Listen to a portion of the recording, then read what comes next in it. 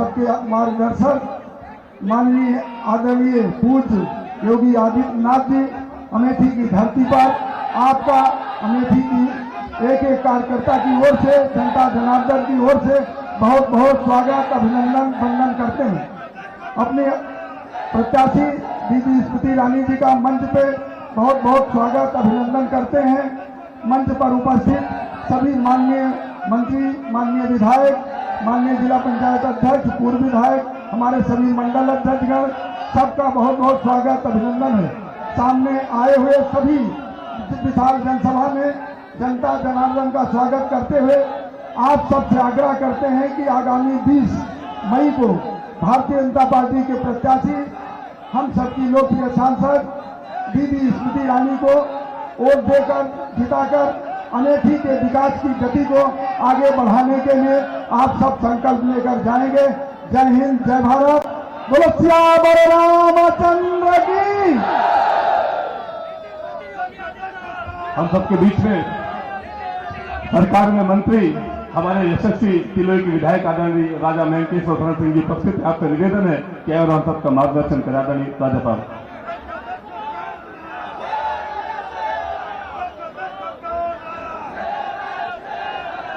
राधे राधे, श्री राम, जय जय राम।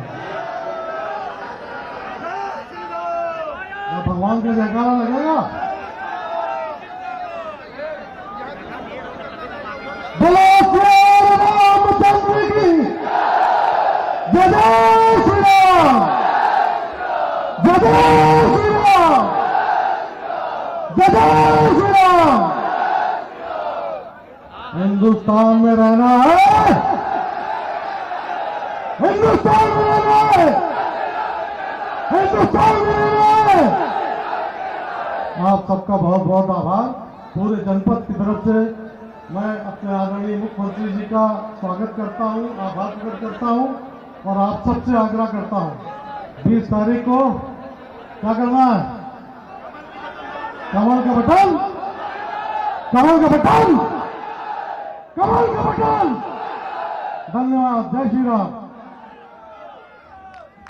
हम सबके बीच में हमारे लोकप्रिय सांसद, हमारी लोकप्रिय दीदी उपस्थित है। अब हम सीधे एक बार जय श्री राम के नारे के साथ दीदी को आमंत्रित करते हैं। जय जय श्री राम। आदरणीय दीदी जी। बोलो भारत माता की, भारत माता की, भारत माता की। आज मंच पर विराजमान उत्तर प्रदेश के यशस्वी मुख्यमंत्री आदरणीय योगी आदित्यनाथ जी, योगी जी के सानिध्य में प्रदेश की सरकार में सेवा देते विधायक तिलोई आदरणीय महेंकेश्वर जी, प्रदेश में संगठन के मंत्री एवं विधायक जगदीशपुर सुरेश पासी जी, सलोन विधानसभा के विधायक आदरणीय अशोक कोरी जी, जिला पंचायत अध्यक्ष आदरणीय राजेश अग्रही जी, भारतीय जनता पार्टी के जिला के हमारे सम्मानित अध्यक्ष राम प्रसाद जी, जिनके सानिध्य में गौरीगंज की धरा पर वर्षों से हुंकार कांग्रेस के खिलाफ भरी जाती थी और आज भी क्षेत्र में जिनको तेज विधायक के नाम से जाना जाता है, ऐसे श्रद्धेय तेजवान सिंह जी, आदरणीय मनीषी जी, मंचासीन पूर्व अध्यक्ष आदरणीय दयाशंकर जी, दुर्गेश त्रिपाठी जी, हम सबके वरिष्ठ आदरणीय एमएलसी साहब शैलेंद्र जी, मटियारी जी, प्रदीप सिंह थौरी जी, पूर्व अध्यक्ष उमाशंकर पांडे जी, मंच पर विराजमान भारतीय जनता पार्टी के सभी सम्मानित नेता, चूंकि सभी कार्यकर्ता आतुर हैं माननीय योगी जी का उद्बोधन सुनने के लिए, इसलिए मंच को, मैदान को प्रणाम करते हुए आज हम सब कार्यकर्ता देवतुल्य जनता की ओर से जोरदार तालियों के साथ अपने यशस्वी मुख्यमंत्री का स्वागत करें, ऐसा मेरा आग्रह है।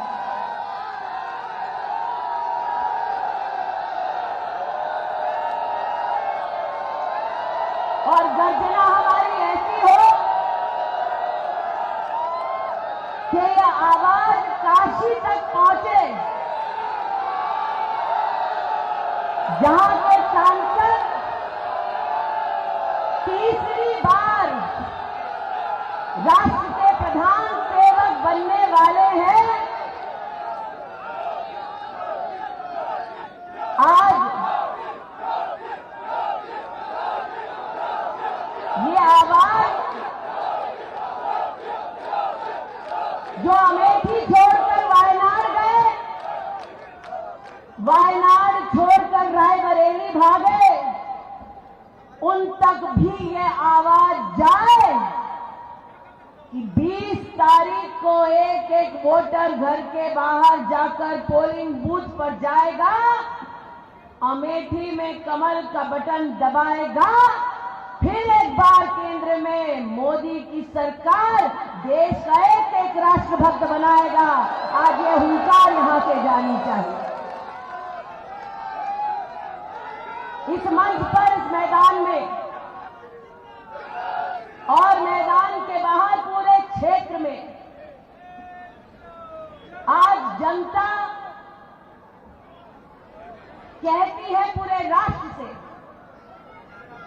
कि अमेठी की ये वो जनता है जिसने राष्ट्र के राजनीतिक इतिहास में एक भूचाल ला दिया, जब कांग्रेस पार्टी के राष्ट्रीय अध्यक्ष उनके शहजादों को अमेठी की जनता ने धूल चटाई और लोकतंत्र को ये संदेश दिया कि अगर सांसद 15 साल लापता रहा तो उसका क्या, पूरे खानदान का बोरिया बिस्तर बांधने की ताकत गरीब नागरिक में है। इन 5 सालों में आपने जनप्रतिनिधि के नाते मुझे चुना, 10 वर्ष दीदी और बहन के नाम से सम्मानित किया और 5 वर्षों में जो 50 साल और विशेष 15 साल उनका शहजादा ना कर पाया, वो भारतीय जनता पार्टी की डबल इंजन की सरकार ने अमेठी लोकसभा क्षेत्र में कर दिखाया। आज महाराज आपके सानिध्य में संक्षेप में कहती हूं, लेकिन जो प्रश्न उठाती हूं उसका जवाब देने की अब तक कांग्रेस के नेताओं में हिम्मत नहीं। इन 5 सालों में 2 साल कोरोना के रहे और 2 सालों में जहां पर ना ऑक्सीजन की किसी को कमी हुई, ना दवा की किसी को कमी हुई, हर अस्पताल में हर डॉक्टर, हर नर्स ने सेवा दी, प्रशासन एक मुश्त खड़ा रहा ताकि जनता को कोई कठिनाई न हो। 2 वर्ष कोरोना के जब सर पर मौत मंडरा रही थी, तब भारतीय जनता पार्टी का एक एक कार्यकर्ता गांव-गांव सैनिटाइजर, मास्क बांटता रहा। केंद्र और प्रदेश की सरकार लोगों तक मुफ्त का राशन, मुफ्त का वैक्सीन पहुंचाती रही। आपकी सांसद के नाते मुझे मौत का डर नहीं था। हर गांव, हर परिवार, जिसको जरूरत थी, मैं पहुंची। आज पूछना चाहती हूं उनसे, जिन्होंने वर्षों तक इस क्षेत्र में परिवार का नाता, इन शब्दों का इस्तेमाल कर लोगों का इस्तेमाल किया कि जब मौत मंडरा रही थी तब तुम कहां थे, किस बिल में जाकर छुपे थे और तब क्यों निकले जब वोट की दरकार है, तब क्यों नहीं निकले जब जनता को तुम्हारी जरूरत थी। महाराज 5 सालों में ये क्षेत्र गवाह है, 1,14,000 प्रधानमंत्री आवास बने और ये वही क्षेत्र है जहां एक ब्लॉक में 25 कॉलोनी आती थी तो कांग्रेस के दलालों के सामने गरीबों को नाक रगड़नी पड़ती थी, कांग्रेस के नेताओं की जेब को गर्म करना पड़ता था, तब जाकर चंद लोगों को जो कांग्रेस के समर्थक थे उनको जाके कॉलोनी मिलती है। आज जवाब देना पड़ेगा कांग्रेसियों को, 1,14,000 गरीब परिवार घर से वंचित क्यों थे? 5 साल में हम कर पाए, 15 साल तुम क्यों नहीं किए? इस क्षेत्र में 4 लाख परिवारों को जीवन में पहली बार शौचालय मिला। एक परिवार में अगर 4 लोग हैं, इसका मतलब जब लापता सांसद यहाँ शहजादा देश में और इटली में घुमा करता था, 16 लाख लोग यहाँ खुले में शौच करते थे। ये कैसा रिश्ता उनका अमेठी से कि दलित हो, पिछड़ा हो, कोई भी समाज का वर्ग का व्यक्ति हो, उसको मजबूर कर देते थे कि अगर गरीब है तो खुले में शौच करे, अगर गरीब है तो सर पर छत ना हो, और अगर गरीब है तो शुद्ध पीने का पानी ना मिले। 1.5 लाख परिवारों को पहली बार विद्युत का कनेक्शन योगी जी आपके राज में मिला है। 3,50,000 परिवारों को पहली बार नलके का कनेक्शन इस क्षेत्र में आपकी और मोदी जी की सरकार से मिला है। अरे 2,20,000 परिवारों के रसोई से धुआं मोदी योगी की सरकार ने हटाया, 2,20,000 बहनों को सिलेंडर दिलाया।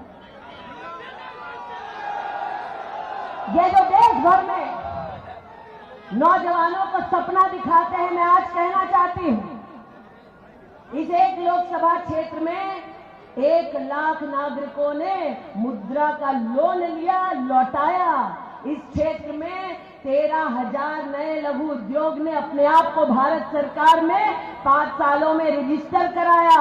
इस एक क्षेत्र में 5,200 रेहड़ी पटरी वालों ने प्रधानमंत्री स्वनिधि योजना का लाभ पाया।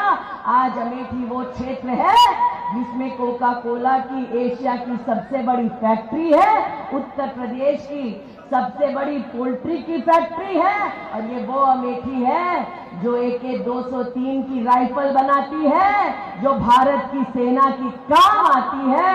इस पुण्य धरा पर जो राष्ट्र के खिलाफ बोलते हैं उन्हें एक वोट नहीं मिलना चाहिए। आज इस मंच पर, मैदान पर ऐसे कई लोग उपस्थित हैं जिन्होंने वो नजारा देखा जगदीशपुर में, जब बाजार शुक्ल में भागवत की कथा करना अगर कोई चाहता सनातनी, तो कांग्रेस के गुंडे आकर उस परिवार को, उस पूरे मोहल्ले को प्रताड़ित करते। इस मंच ने, मैदान में वो मंजर देखा है जब जगदीशपुर में हनुमान जी की मूर्ति तालाब में कांग्रेस के गुंडे बहाते थे और राहुल गांधी चुपचाप ये तमाशा न सिर्फ देखते थे बल्कि उसको प्रोत्साहित करते थे। इस क्षेत्र ने BHEL की रोड नंबर 1 पर मनचलों का वो तमाशा देखा, जब बेटियां ट्यूशन करके शाम को घर लौटती तो उनका आंचल खींचा जाता। अगर अपमानित परिवार जाकर दुहाई करता, मांगता इंसाफ, तो परिवार को भी प्रताड़ित किया जाता। आज वो क्षेत्र है जिसमें किसी मंचले की इतनी हिम्मत नहीं कि अमेठी की किसी बेटी का वो आंचल हाथ तक लगा ले। आज ये वो क्षेत्र है जिसमें किसी कांग्रेस के गुंडे की हिम्मत नहीं कि वो किसी भी विधानसभा में भागवत की कथा बंद करवा दे। आज इस क्षेत्र में जब कांग्रेस के नेता ये कहते हैं कि कांग्रेस के पास सत्ता आएगी तो वो राम मंदिर के निर्माण के निर्णय को बदल देंगे, तो योगी जी, मैंने उनसे कहा, भाई हम भी गौरीगंज वाले हैं, अगर हिम्मत है तो हनुमानगढ़ी के हनुमान मंदिर की पताका हाथ लगाकर दिखाओ। ईंट से ईंट ना बजा दी तो हम भी अमेठी वाले नहीं। इसलिए आज यहां कार्यकर्ता और देशतुल्य जनता वो आई है जिन्होंने मोदी योगी की डबल इंजन की सरकार बनाई है। आज करबद्ध निवेदन करती हूं, तीसरा विकास का इंजन अमेठी से लगाओ, 20 मई को कमल का बटन दबाओ, मोदी जी और योगी जी की सेवा समन्वय के माध्यम से पाओ। आज राम भक्तों तक मेरी आवाज पहुंचती है तो उनसे कहना चाहती हूं कि लोकतंत्र के मंदिर में कमल का फूल भिजवाओ, लोकतंत्र के हनुमान बन जाओ, कांग्रेस की लंका में आग लगाओ और 20 तारीख को कमल का बटन दबाओ। इस निवेदन के साथ अपनी वाणी को विराम देती हूं। जय हिंद, जय भारत। बोलो भारत माता की, भारत माता की, भारत माता की जय। श्री राम, सियावर रामचंद्र की, पवन सुत हनुमान की।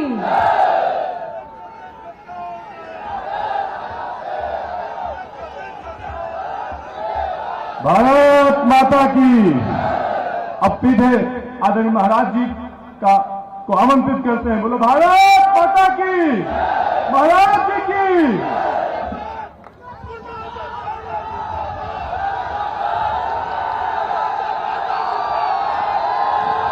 भारत माता की, भारत माता की, भारत माता की। वंदे वंदे वंदे।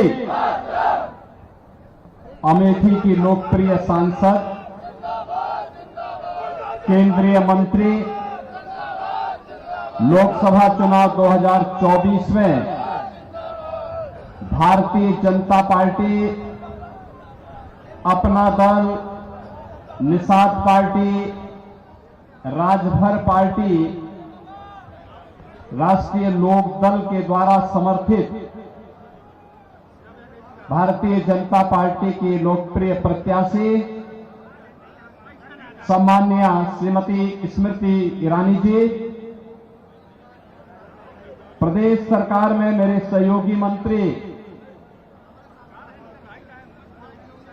श्री मयंकेश्वर शरण सिंह जी, माननीय विधायक श्री सुरेश पासी जी, श्री अशोक कोरी जी, विधान परिषद सदस्य श्री शैलेंद्र प्रताप सिंह जी, जिलाध्यक्ष भारतीय जनता पार्टी श्री राम प्रसाद मिश्रा जी, अध्यक्ष जिला पंचायत अमेठी श्री राजेश अग्रहरी जी, पूर्व जिलाध्यक्ष श्री दुर्गेश त्रिपाठी जी, पूर्व विधायक चंद्र प्रकाश मिश्र जी, पूर्व विधायक श्री तेज भान सिंह जी, नगर पालिका गौरीगंज के अध्यक्ष श्रीमती रश्मि सिंह जी, जिला पंचायत की पूर्व सदस्य श्री मुकेश सिंह जी, पूर्व मंत्री श्री जंग बहादुर सिंह जी, पूर्व जिलाध्यक्ष श्री दयाशंकर यादव जी और गौरीगंज अमेठी लोकसभा क्षेत्र से जुड़े हुए सभी उपस्थित बहनों और भाइयों, इतिहास का सृजन करने वाले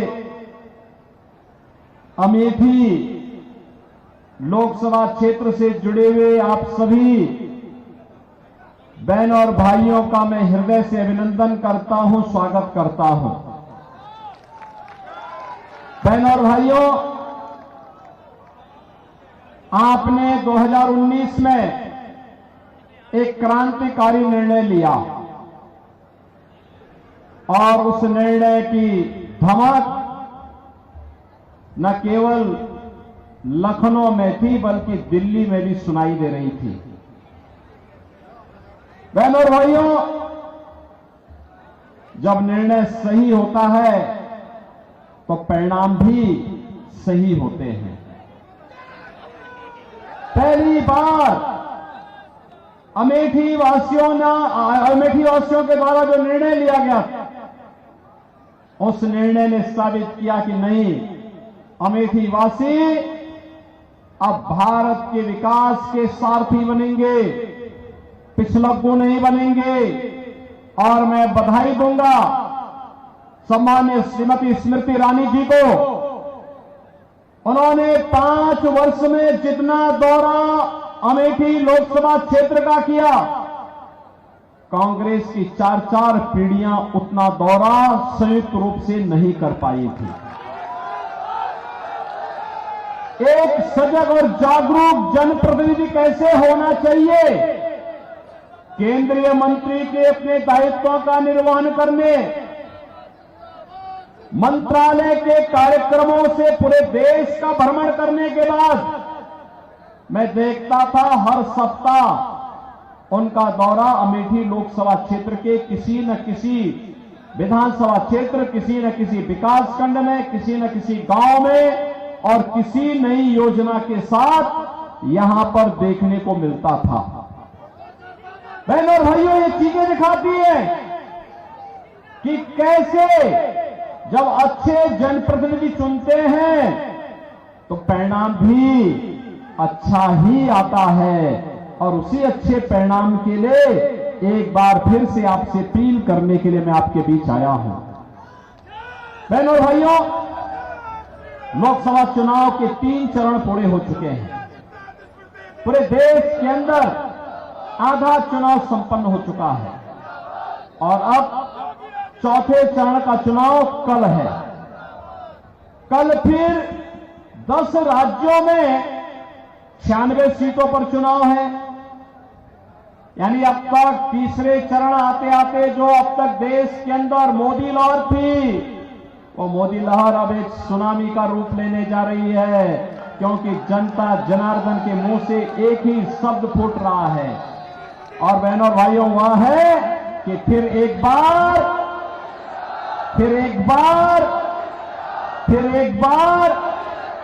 अब की बार ये 400 पार। जब हम 400 पार की बात करते हैं तो कांग्रेस और इंडी गठबंधन को चक्कर आने लगता है कि 400 पार कैसे होना है। बहनों और भाइयों, मैं आपसे बताना चाहता हूं सबसे पहली बात कि कांग्रेस समर्थन के लिए, किसी भी पार्टी को समर्थन करने के लिए, पूरा बहुमत की सरकार बनाने के लिए 273 सीट चाहिए। कांग्रेस इतनी सीटों पर ही चुनाव नहीं लड़ पा रही पूरे देश के अंदर, तो क्या ये सरकार बनाएगी क्या? दूसरा है जो कांग्रेस मॉडल देना चाहती है, बहनों और भाइयों, उससे बचना। इसलिए बचना, मैं उसमें बाद में आता हूं। लेकिन जब देश के अंदर अलग अलग राज्यों में मुझे जाने का अवसर प्राप्त हुआ, पश्चिम में पहले चरण, दूसरे चरण, तीसरे चरण के मतदान के बाद जब भी हम जनता जनार्दन के पास गए, हमने कहा भी फिर एक बार मोदी सरकार आप चिल्ला रहे हैं, अब की बार 400 पार की बात कर रहे हैं, कैसे होगा? तो हर एक ओर से एक आवाज आती थी, और वो आवाज क्या आती थी? लोग एक ही बात कहते थे कि जो राम को लाए हैं,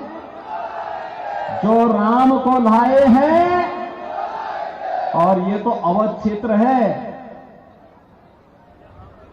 अवध क्षेत्र के लिए तो एक नया बिहान है, एक नया सवेरा है। 500 वर्षों का इंतजार समाप्त हुआ है।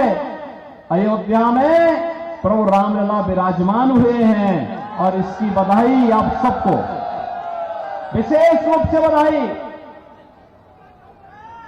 और इस पूरी लड़ाई को अगर आप देश के अंदर देखेंगे ना, मोदी जी के तीसरी बार आने का, प्रधानमंत्री बनने का दो ही विरोध कर रहे हैं। दो लोग कौन है? एक रामद्रोही है और एक पाकिस्तान है। यही दो विरोध कर रहे हैं। पाकिस्तान को भी अच्छा नहीं लग रहा है, क्योंकि उसे मालूम है कांग्रेस के समय जब आतंकी विस्फोट होते थे तो कांग्रेस के नेता क्या कहते थे? कांग्रेस के नेता कहते थे वो सीमा पार से। आज तो नहीं है ना सीमा पार का आतंक। आज तो जोर से बम विस्फोट हो, कहीं पे पटाखा फट जाए ना तो पाकिस्तान सबसे पहले सफाई देता कि साहब मेरा हाथ नहीं है, क्यों? उसे मालूम है ये मोदी जी के नेतृत्व में नया भारत है, ये छेड़ता नहीं है, लेकिन कोई छेड़ता है तो उसको छोड़ता भी नहीं है। और इसलिए बहनों और भाइयों, तुलसी बाबा ने तो पहले लिख दिया है, हो है वही जो राम रची राखा। और प्रभु राम की इच्छा क्या है कि मेरा भक्त फिर से तीसरी बार देश का प्रधानमंत्री बने।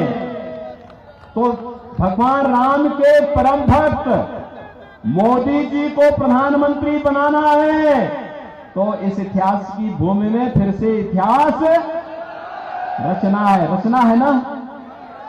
एक दूसरा है कि मोदी जी के नेतृत्व में देश का सम्मान बढ़ा, देश की सीमाएं सुरक्षित हुई, आतंकवाद नक्सलवाद पूरी तरह नियंत्रित हुआ, विकास के बड़े बड़े कार्य हुए हैं, highway, railway, metro, 1 district 1 medical college.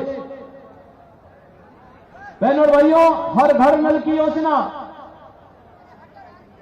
हर तहसील में fire station, IIT, IIM, AIIMS, NIT, world class university बन रही है। और गरीब कल्याणकारी योजनाओं की बात जो एक पाकिस्तान का राग अलाप रहे ना, इन कांग्रेसियों से पूछिए कि जिसको पाकिस्तान से प्यार है वो पाकिस्तान में जाए, लेकिन हिंदुस्तान में मोदी जी के नेतृत्व में 10 वर्ष के अंदर उतने गरीबों को गरीबी रेखा से उभारा है जितना पाकिस्तान की आबादी, उससे ज्यादा लोग, 25 करोड़ लोग गरीबी रेखा से ऊपर उठे भारत के अंदर। और पाकिस्तान के अंदर 23 से 24 करोड़ की आबादी भूखों मर रही है, और भारत 80 करोड़ लोगों को फ्री में राशन की सुविधा का लाभ दे रहा है। यह है नया भारत। 5 लाख रुपए की आयुष्मान भारत की सुविधा, और देश के अंदर 60 करोड़ लोगों को किसान सम्मान निधि, 12 करोड़ परिवारों को, 12 करोड़ घरों में देश के अंदर शौचालय, और 4 करोड़ घरों को, 4 करोड़ गरीबों को घर, 1,14,000 तो अकेले अमेठी में बन गए। क्या कर रहे थे कांग्रेसी खानदान? क्या कर रहे थे लोग? यहां के गरीबों को मकान नहीं दे सकते थे, यहां के घरों में पानी नहीं पहुंचा सकते थे, नारी गरिमा के प्रतीक शौचालय नहीं बना सकते थे। लेकिन नहीं, ये तो दादी ने जो नारा दिया था 1970 में, पोता भी वही रखता जा रहा है। और जब इनसे पूछा गया कि क्या करेंगे, उन्होंने कहा गरीबी एक झटके में मिटा देंगे। कहा कैसे मिटाएंगे? उन्होंने कहा संपत्ति का सर्वे करवाएंगे। सर्वे करा करके और फिर इनके बुद्धिदाता आ गए, जैसा नाम वैसा काम। यानी उसने क्या कहा एक विरासत टैक्स लगा देंगे। विरासत टैक्स का मतलब जानते हैं ना? आपके बाप दादों की, आपके पूर्वजों की जितनी जमीन और जितना भी मकान होगा, जितनी प्रॉपर्टी होगी, जितना जेवरात होगा, इसमें से आधे पर एक कांग्रेस के लोग जबरन कब्जा करने का प्रयास करेंगे। ये इनका विरासत टैक्स है। यानी अब इनके अंदर औरंगजेब की आत्मा भी घुस गई है, जो जजिया कर आप पे लगाना चाहती है। क्या आप इसको स्वीकार करेंगे? क्या अपनी संपत्ति का बंदर बांट करने देंगे? क्या कांग्रेसियों को गुंडागर्दी करने की छूट देंगे? क्या बहनों और भाइयों, कांग्रेस का घोषणा पत्र एक खतरनाक इशारा और करता है। कितना खतरनाक इनके मंसूबे हैं। इनके मंसूबे तो देखो क्या कर रहे हैं देश के लिए लोग। इन्होंने जब यूपीए की सरकार थी उस समय भी इन्होंने करने का प्रयास किया था। अनुसूचित जाति, जनजाति और पिछड़ी जाति के आरक्षण के अधिकार पर इन्होंने सेंध लगाने का प्रयास किया था। भारतीय जनता पार्टी और एनडीए ने उस समय विरोध किया था। हम लोगों ने कई दिनों तक संसद में विरोध किया, कहा था बाबा साहब भीमराव अंबेडकर ने कहा है, बाबा साहब भीमराव अंबेडकर ने क्या कहा था, धार्मिक आधार पर आरक्षण नहीं हो सकता, धार्मिक आधार पर आरक्षण नहीं हो सकता। कांग्रेस ने क्या किया था यूपीए सरकार के समय, पहले इन्होंने जस्टिस रंगनाथ मिश्रा के नेतृत्व में कमेटी गठित की और कमेटी ने क्या संस्तुति की, उस कमेटी ने कांग्रेस के नेताओं के कहने पर एक संस्तुति दी कि पिछड़ी जाति को मिलने वाला आरक्षण में से 6% मुसलमानों को दे देना चाहिए। भारतीय जनता पार्टी ने विरोध किया, कहा कि तो बाबा साहब की भावना के विपरीत है, संविधान के भावना के विपरीत है, ये नहीं होने देंगे। भारी विरोध हुआ, उसको नहीं ला पाए। इसके बाद इन्होंने प्रयास किया, जस्टिस राजेंद्र सच्चर की अध्यक्षता में एक कमेटी गठित की। इन्हें लगा कि धार्मिक आधार पर तो ये नहीं दे सकते, तो इन्होंने बैकडोर से क्या किया कि मुस्लिम समाज की कुछ जातियों को अनुसूचित जाति में शामिल करके अनुसूचित जाति के आरक्षण के अधिकार में सेल लगाने का प्रयास किया। इसका भी विरोध किया गया और जब भारतीय जनता पार्टी ने विरोध किया तब इन लोगों के मंसूबे पर पानी फिरा। कांग्रेस फिर से कहती है जातीय जनगणना करेंगे। जातीय जनगणना क्यों करेंगे? क्योंकि जातियों को आपस में लड़ाएंगे।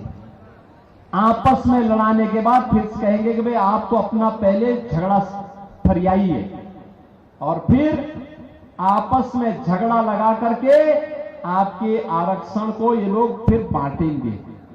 कोई मुसलमान को देगा, कोई किसी और को देगा और फिर बंदर बांट करके आपसे कहेंगे कि भाई आपने तो झगड़ा था इसलिए हमने आपका दे दिया और फिर भारत के नए विभाजन की नींव तैयार करेंगे। क्या आप इसको स्वीकार करेंगे? क्या हिंदुस्तान इसको स्वीकार करेगा? क्या बहनों और भाइयों, इनके मैनिफेस्टो में एक खतरनाक बात और देखने को मिली। कांग्रेस क्या कहती है? कांग्रेस कहती है अगर इनकी सरकार बनेगी तो वह अल्पसंख्यकों की रुचि के अनुसार खान पान की स्वतंत्रता देंगे। कौन सा ऐसा खान पान है जी जो बहुसंख्यक को ना पसंद हो और अल्पसंख्यक को पसंद हो? बहनों और भाइयों, रोटी सब खाते हैं, चावल सब खाते हैं, खिचड़ी सब खाते हैं, खीर सब खाते हैं, फल भी सब खाते हैं, लेकिन एक जगह के ठहर जाता है। जब मुसलमान को मांस की तरफ जाता है तो हिंदू उसका विरोध करता है, कहता नहीं, ये नहीं स्वीकार होगा। कांग्रेस अब गौ हत्या को भी प्रश्रय देगी। क्या आप इस पाप को स्वीकार करेंगे? क्या अमेठी इस पाप को स्वीकार करेगा? क्या हिंदुस्तान इस पाप को स्वीकार करेगा? क्या कांग्रेस के मंसूबे पूरे होंगे? क्या बहनों और भाइयों, इस पाप में हम भागीदार नहीं बन सकते। अरे पहले तो 500 वर्षों का इंतजार समाप्त होकर के अयोध्या में रामलला विराजमान हुई। अयोध्या में राम मंदिर में कितने रोड़े इन्होंने अटकाए। इनके बुद्धिदाता क्या कहते हैं? भारत के अंदर राम मंदिर का निर्माण नहीं होना चाहिए। समाजवादी पार्टी इनकी जो सहयोगी दल है वो क्या कहती है कि राम मंदिर बेकार बना। इन्होंने पहले राम के अस्तित्व पर प्रश्न खड़ा किए, फिर इन लोगों ने भारत के राम भक्तों पर गोलियां चलवाई, आतंकवादियों पर दायर मुकदमों को वापस लेने का कुत्सित प्रयास किया और अब कहते हैं राम मंदिर के बनने पर ही प्रश्न खड़ा करते हैं। लेकिन बहनों और भाइयों, राम मंदिर का निर्माण हुआ है, आप सबको गौरव की अनुभूति हुई। आप अपनी पीढ़ी को बता पाएंगे कि हमने राम मंदिर को बनते देखा है, रामलला को 500 वर्षों के बाद विराजमान होते हुए देखा है। इतिहास बना रहे हैं आप, तो आप इतिहास बना रहे हैं। राम मंदिर के लिए आने वाली पीढ़ी को आप बता पाएंगे कि हमने राम मंदिर का निर्माण हमारे इस समय में हुआ है, इस लोक को भी बताएंगे और बहनों और भाइयों अगली पीढ़ी को भी बता पाएंगे और अपने पूर्वजों के पास जब परलोक में जाएंगे तो वहां भी अपने पूर्वजों को हम बता पाएंगे कि हां, आपके संकल्पों की पूर्ति, आपके आज के संकल्प की पूर्ति हम लोगों ने किया था क्योंकि हमने मोदी जी को चुना था। बोलेंगे ना। और बहनों और भाइयों, एक तो ये गौरव की बात, हमारे पुणे हमारे साथ जुड़ा है। अगर कांग्रेस की तरफ धोखे से भी हमने वोट दे दिया और कांग्रेसियों ने गौ हत्या की छूट दी, तो उस पाप से हम फिर वंचित नहीं रह पाएंगे। अगर राम मंदिर का पुण्य हमारे साथ में है, तो कांग्रेसियों के द्वारा गौ हत्या का पाप भी हमारे ऊपर थोप दिया जाएगा और इस पाप में कभी शरीक मत होना। और इसीलिए मैं आज आपसे कहने के लिए आया कि पूरे देश के अंदर की जो आवाज है कि जो राम को लाए हैं हम उनको लाएंगे। और बहनों और भाइयों, इस अभियान के साथ हम सबको जुड़ना है। आप जुड़ेंगे, अमेठी जुड़ेगा। अमेठी ने जुड़ के दिखा दिया गत वर्ष 2019 में जोड़ करके देख लिया। और बहनों और भाइयों, उसका परिणाम भी आपको मिला। इतना सक्रिय सांसद, यहां के विकास के लिए इतना आग्रही सांसद, अमेठी में हर योजना आनी चाहिए, इसके लिए लगातार जागरूक सांसद किसी संसदीय क्षेत्र को मिल जाए तो उसका सौभाग्य होगा। और बहनों और भाइयों, इस बार तो गौरीगंज के हमारे सभी प्रतिनिधि आपके साथ में हैं, बीजेपी के साथ में हैं। सबने कहा, आपने देखा ना, मैं तो अमेठी और रायबरेली की जनता का इसलिए अभिनंदन करूंगा कि आपने जिन्हें भी अपना प्रतिनिधि चुना। अगर राम मंदिर का विरोध कांग्रेस ने किया तो उन्होंने कांग्रेस ने, समाजवादी पार्टी ने किया तो उन्होंने समाजवादी पार्टी से विद्रोह किया। कहा कि वे देखो सब कुछ स्वीकार करेंगे लेकिन राम का अपमान स्वीकार नहीं करेंगे। हां, गौरीगंज से आपने राकेश प्रताप सिंह को विधायक बनाया। जब समाजवादी पार्टी ने कहा कि अयोध्या में यह प्रस्ताव समाजवादी पार्टी का ही था, उन्होंने कहा था कि इसमें लोग देश दर्शन करने के लिए अयोध्या आ रहा है और अगर सभी विधायक एक साथ जाएं तो भाई, मैंने कहा भी हम तो सुविधा दे सकते हैं। मैं स्वयं अयोध्या गया था, अयोध्या में सारी व्यवस्था कराया था और व्यवस्था कराने के बाद जब मैंने देखा कि समाजवादी पार्टी ने तो विरोध कर दिया, कहा कि नहीं हम अयोध्या नहीं जाएंगे, तो उसके बाद बहनों और भाइयों, ये राम मंदिर का आज भी विरोध करते हैं। इनको राम मंदिर से परहेज है। भारत के अंदर राम और राष्ट्र एक दूसरे के पूरक है, अलग करके देखा ही नहीं जा सकता। और राम मंदिर का विरोध ये लोग करते हैं, इसका मतलब पाकिस्तान के साथ इनकी भावनाएं जुड़ रही हैं और ऐसे लोगों को हमें कतई स्वीकार नहीं करना है। इन सब के मंसूबे आपको देख लिए ना। और इसीलिए मैं धन्यवाद दूंगा मैं इन सभी विधायकों को जिन्होंने समाजवादी पार्टी से कहा कि भाई देखो राजनीति बहुत हो जाएगी लेकिन हम लोग भगवान राम का विरोध स्वीकार नहीं कर सकते, भगवान राम का अपमान स्वीकार नहीं कर सकते। राकेश प्रताप सिंह ने भी विरोध किया, रायबरेली में पांडे जी ने विरोध किया। उन्होंने कहा कि नहीं, ये सब कुछ हो सकता है लेकिन अगर भगवान राम का विरोध करोगे तो फिर हम इसका मुंह तोड़ जवाब देंगे, चाहे वह कोई भी क्यों ना हो। और बहनों और भाइयों, आज तो पूरी अमेठी एक बार फिर से भारतीय जनता पार्टी की लोकप्रिय प्रत्याशी सम्मान्य स्मृति जी के समर्थन में खड़ा हुआ है। और इसलिए मैं आप सबके लिए आपसे अपील करूंगा कि बहनों और भाइयों, पंचम चरण में आपको मतदान करना है। एक चरण, चौथा चरण कल है और पांचवां चरण 20 मई को है। और 20 मई के लिए मैं आपसे अपील करूंगा, देश के सम्मान के लिए, देश की सुरक्षा के लिए, विकास के लिए, गरीब कल्याण के लिए, विरासत और विकास की बेहतर समन्वय के लिए, आत्मनिर्भर और विकसित भारत की मोदी जी की संकल्पना के लिए मोदी जी को तीसरा कार्यकाल चाहिए।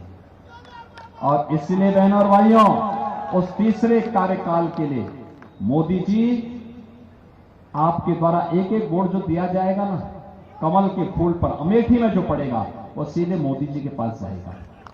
मोदी जी को संबल प्रदान करेगा, मोदी जी को देश का प्रधानमंत्री बनाने में सहायक होगा और इसके लिए आपको अपना समर्थन देना, अपना आशीर्वाद देना है। सहमत हैं? सभी सहमत हैं? पूरी अमेठी सहमत है? भारी बहुमत से एक एक घर जाएंगे, मोदी जी का प्रतिनिधि बनकर के, स्मृति जी का प्रतिनिधि बनकर के घर घर जाकर के अलग जगाएंगे, भाजपा को जिताएंगे, कांग्रेस के चटकारों की जमानत जब्त कराएंगे, आतंकवाद और पाकिस्तान समर्थकों की जमानत जब्त कराएंगे, अमेठी की जनता को विकास से वंचित रखने वालों की जमानत जब्त करवाएंगे। इसके लिए आपको सबको खड़ा होना पड़ेगा, वोट की रखवाली भी करनी होगी, कमल चुनाव चिन्ह को घर घर खिलाना होगा। सहमत है ना? तो फिर मेरे साथ बोलेंगे, भारत माता की, भारत माता की, भारत माता की जय श्री राम, जय जय श्री राम।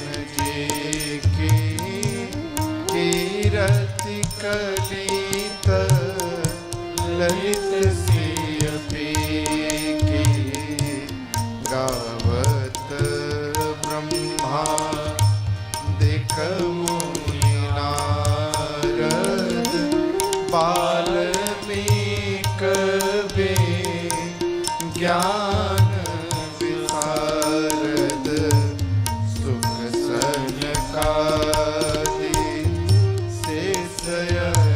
सारद वरनि पवन सुत कीरति की आरती श्री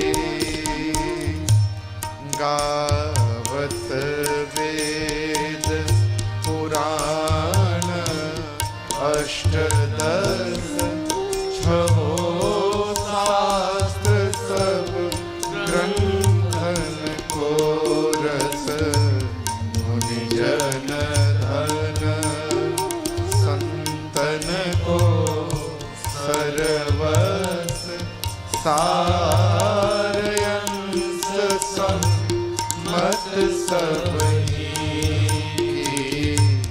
आरती से गावत संतत शंभो भवानी हरुघट संभव मुनि विज्ञानी व्यास आदि कवि वर्ज बखानी काग भुजुंडे गरुड़ के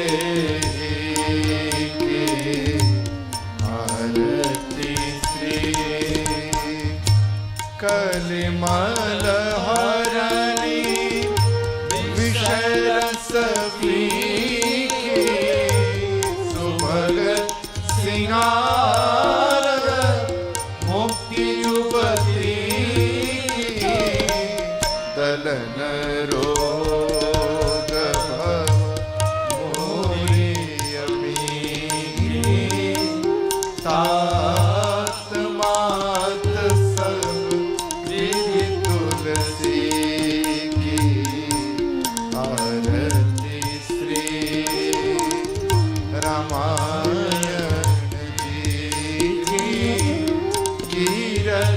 कलित ललित सियपी की कीरति कलित ललित सियपी की कीरति कलित ललित सियपी की।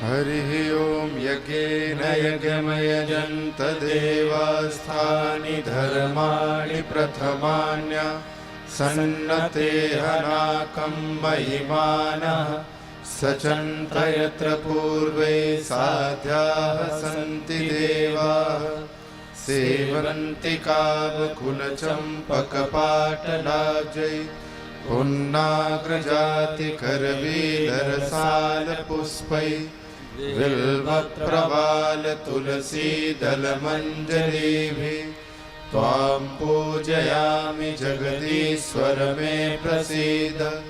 नानासुगन्धिपुष्पाणि यथा कालोद्भवानि च पुष्पाञ्जलिर्मया दत्ता गृहाण परमेश्वर।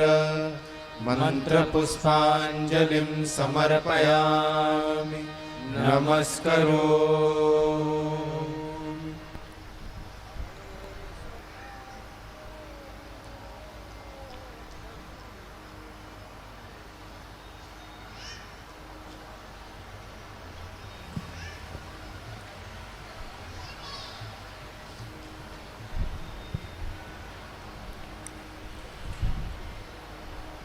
सादर जय श्री राम। परम पूज्य सदगुरुदेव भगवान के श्री चरणों में साष्टांग प्रणिपात। माँ शारदे, श्री गणेश जी, भोले बाबा और हनुमान जी के श्री चरणों में साष्टांग प्रणिपात करते हैं। मंच पर प्रतिष्ठित दिव्य व्यासपीठ पर शोभायमान अखिल ब्रह्मांड के नायक अकारण करुणा वरुणालय ठाकुर जी के श्री चरणों में साष्टांग प्रणिपात करते हैं।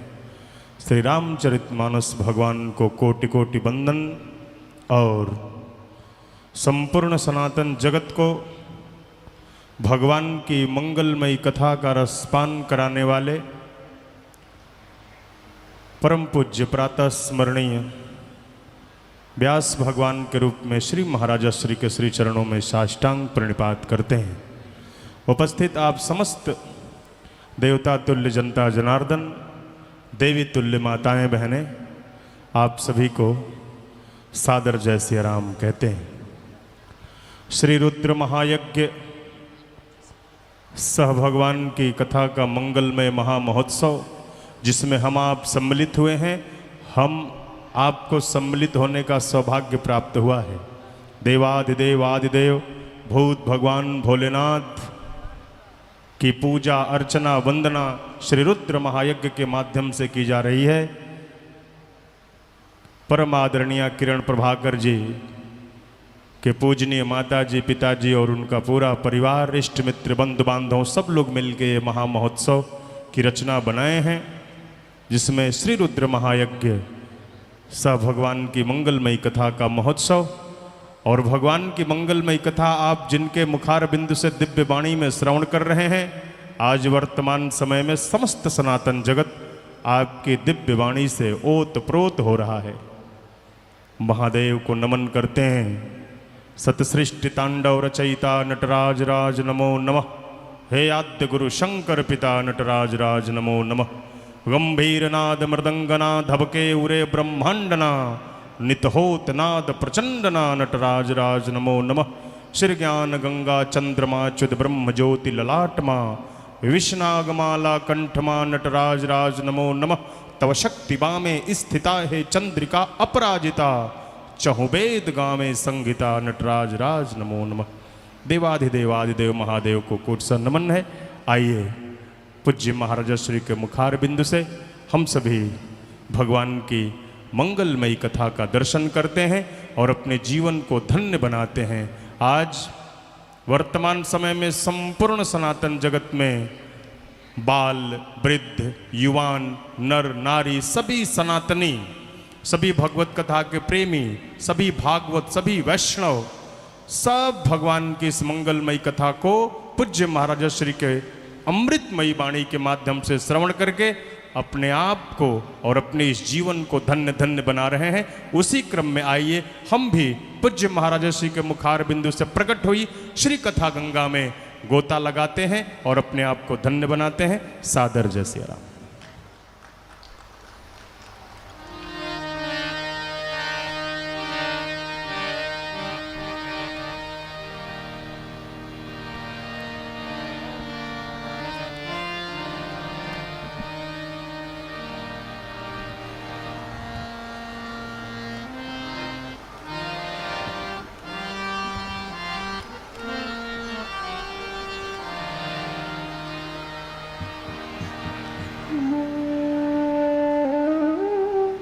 श्री राम श्री राम।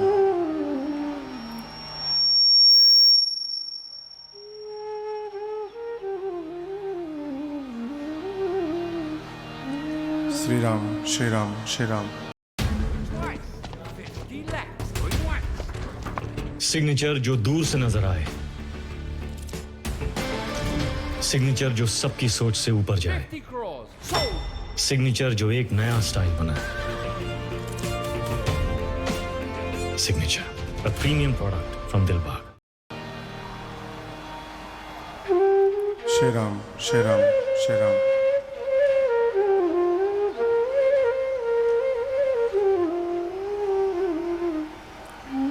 श्री राम श्री राम श्री राम।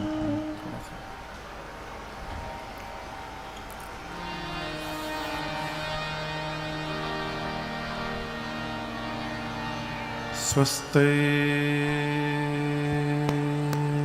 श्री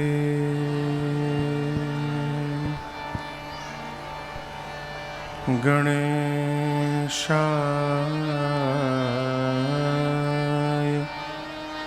नमः।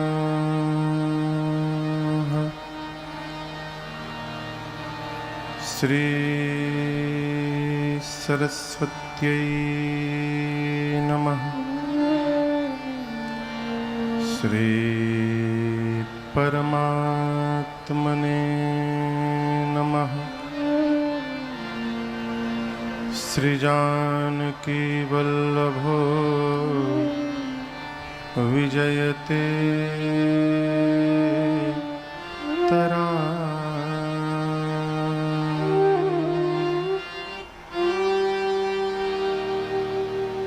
श्री राम कथा रस रसिक प्रभु।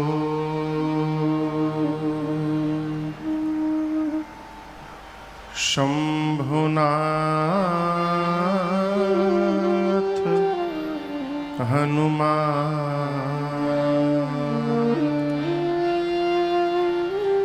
प्रेम सहित आसन